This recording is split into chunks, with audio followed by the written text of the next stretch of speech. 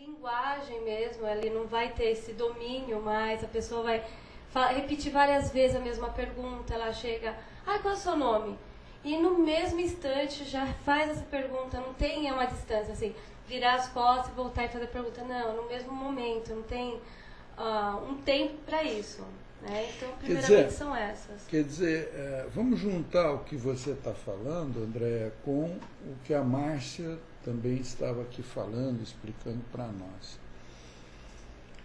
O envelhecimento, ele implica num declínio dessas funções cerebrais, é esperado. É um declínio lento, né, que vai acontecendo paulatinamente. E a pessoa vai conseguindo até compensar, se adaptar e sobreviver com isso.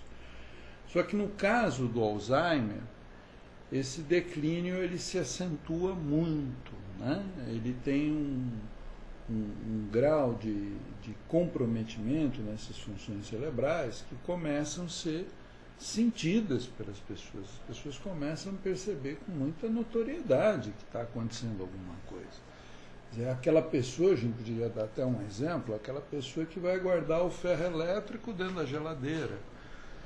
Quer dizer, a coisa ela começa, eu estou apontando aqui, eu chamo o óculos de lápis, não sei, começam a haver inversões, fugas no pensamento.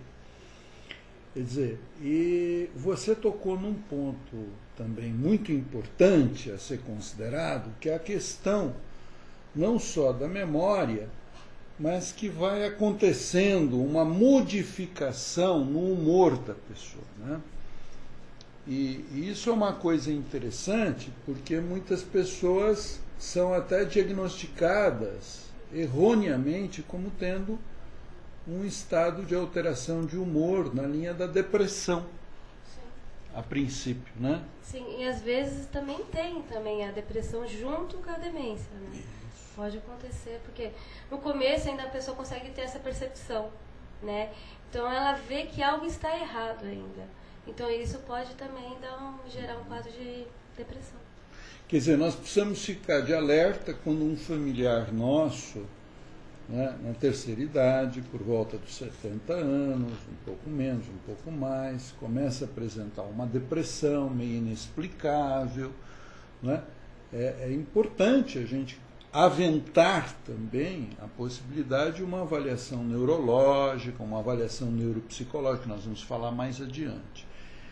Mas nós não podemos desconsiderar que essas alterações de humor podem estar associadas a um quadro de demência, né? Muito bem. Márcia, o Alzheimer é uma demência que ela vai acontecer apenas em pessoas idosas?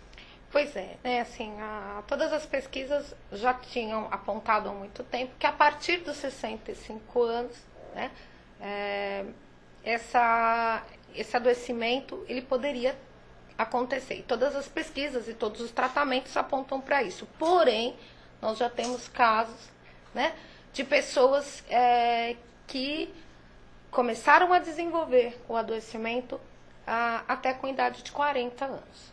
Nesses casos, o que todas as pesquisas apontam e os profissionais da área de saúde apontam, seria até interessante uma pesquisa maior. Mas o que acontece é que, aos 40 anos, a pessoa ainda tem uma vitalidade física muito grande. Aos 40 anos, nós vamos ter uma população ainda profissionalmente ativa. E o que acontece? O diagnóstico para essa idade, hoje, alguns casos já foram diagnosticados, mas algumas pessoas podem até estar sofrendo desse mal, né, dessa doença, mas não tem o diagnóstico ainda. E existe mais um dado, que é o dado social.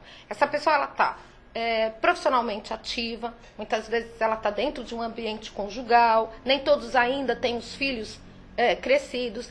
Essa pessoa, como a Andréa bem colocou, ela começa a perceber que algo está errado com ela. Porém, ela começa a criar possibilidades sociais de se relacionar com aquilo que ele provavelmente não fala para as pessoas, às vezes um familiar ou outro percebe, às vezes, num caso de esquecimento, muitas vezes ele pode ser sim um portador do mal de Alzheimer, mas ele pode ser interpretado como um estresse. Existem estudos também já que apontam que às vezes a pessoa ela cria um repertório particular para se comunicar, apesar dessa pessoa estar com esquecimento, né? A memória de curto prazo ela é muito atingida. Então, ele faz uma coisa hoje ou há 5 minutos atrás ele esquece, às vezes um familiar, isso eu estou falando até desse paciente mais jovem, ele pode reconsiderar, esqueci. Às vezes ele não entende. Quer dizer, a pessoa ela começa a utilizar estratégias, né, até para mascarar essa perda de memória. E como ela é muito jovem, etc., tal, ela acaba usando estratégias. Não, eu quis brincar, não é bem isso, claro que eu sabia. Ou ela faz uma pequena inversão e tal, para disfarçar aqueles furos que já estão se presentificando. Então, isso dificulta até nas pesquisas clínicas mesmo, nas pesquisas hoje feitas, porque para você considerar, hoje já se discute se é realmente a partir dos 65 anos, então nós podemos ter sim pacientes ou pessoas que sofrem desse adoecimento, mas elas não foram diagnosticadas porque elas não buscaram ajuda. Tem um outro dado que eu acho interessante também citar, que a Andréia falou, eu também observo, no consultório é observado, os neuropsicólogos observam, que assim, a busca da ajuda, ela vem pela falta da memória. Não que a memória de curto prazo seja o sintoma maior. Não, existem vários sintomas, a linguagem, né? A orientação temporal. Só que por que a memória? Né? A memória de um ente querido, né? A memória de um idoso é a memória da família. Existe uma conotação muito emocional aí. Quer dizer, as pessoas da família recorrem ao idoso, ao avô, ao nono, né? Como uma referência familiar, uma referência emocional familiar. E quando eles começam a perceber, né, que essa pessoa está num ponto de esquecimento, existem momentos em que esse familiar ele esquece até quem é o filho, né? Se a gente puder pensar que a relação entre um pai e um filho é a relação de maior cumplicidade e reciprocidade, por isso que eles falam da memória. Então, normalmente, quando chegam aos consultórios médicos, eles falam: olha, doutor, meu pai esqueceu que eu sou filho dele. Ele olha o meu filho e pensa que sou... Quando há esse impacto, que é um impacto emocional, parece que aí há uma procura. Então, assim, o impacto emocional, ele ainda é o que mais tem levado as pessoas na busca. Maravilha. Nós estamos falando hoje sobre Alzheimer, que é um quadro de demência importantíssimo e que nós estamos buscando no nosso programa Descobrindo a Sua Mente, que é um programa que acontece aqui pela TV Orkut, todas as sextas-feiras, às 7 horas da noite.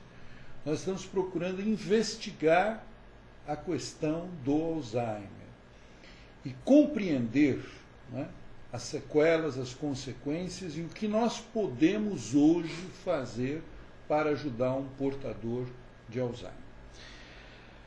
Andréia, pegando esse gancho do que a Márcia falou, do impacto das memórias da pessoa, né, da memória da história de vida, etc. Então a gente pode pensar que o Alzheimer é um adoecimento que vai ter um impacto considerável na personalidade da pessoa? Sim, com certeza, porque assim, a memória é o quê? É a sua identidade, é a sua história. Se você começa a apagar essa história, esquecê-la, você vai ter todo esse adoecimento, né? Não só para a pessoa, como para todos os entes queridos, todos os familiares, amigos, porque é muito complicado para um filho perceber que está sendo esquecido pela própria mãe, pelo próprio pai. Então, assim, existe uma inversão, os filhos não aceitam isso, e também é uma dificuldade também para fazer o diagnóstico da doença, porque não é aceitável no primeiro momento.